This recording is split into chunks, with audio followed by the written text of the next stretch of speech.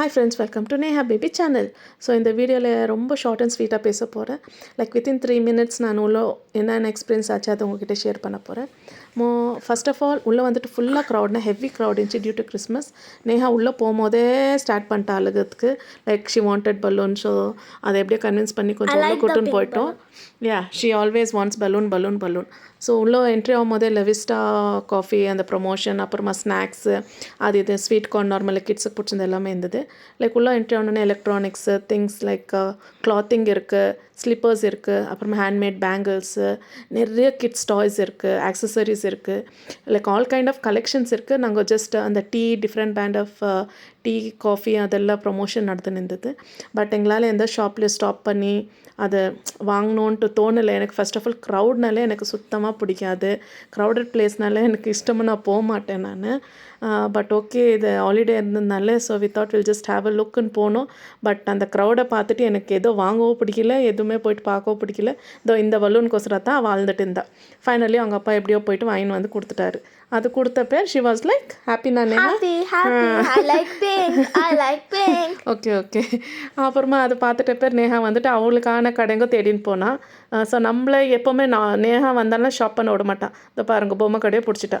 So அங்கே போயிட்டு என்ன இருக்குது ஏது இருக்குது எல்லாம் ஆராய்ச்சி பண்ணுவாள். அதை பண்ணிட்டு அவளுக்கு பிடிச்சிருந்து எதனா ஒன்று எடுப்பாள்.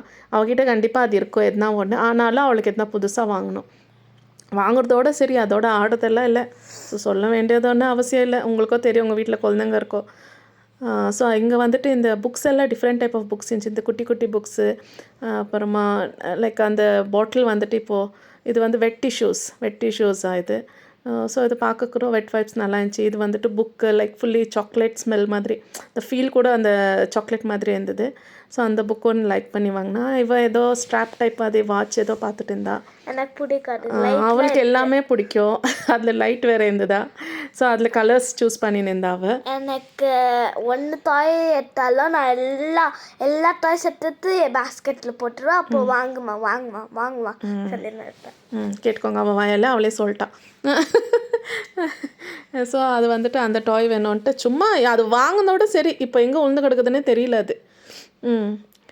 அந்த டாய்ஸ் அது ஒன்று வாங்கிட்டா. அப்புறம் வேறு என்ன இருக்குன்ட்டு அப்படியே பார்த்துட்டு இருந்தான். நாங்களும் சரி அட்லீஸ்ட் வந்ததுக்கு அவளுக்குன்னா ஹாப்பியாக இருக்கட்டும்னு விட்டோம். இது வந்துட்டு ஃபுட் ஸ்டாலு.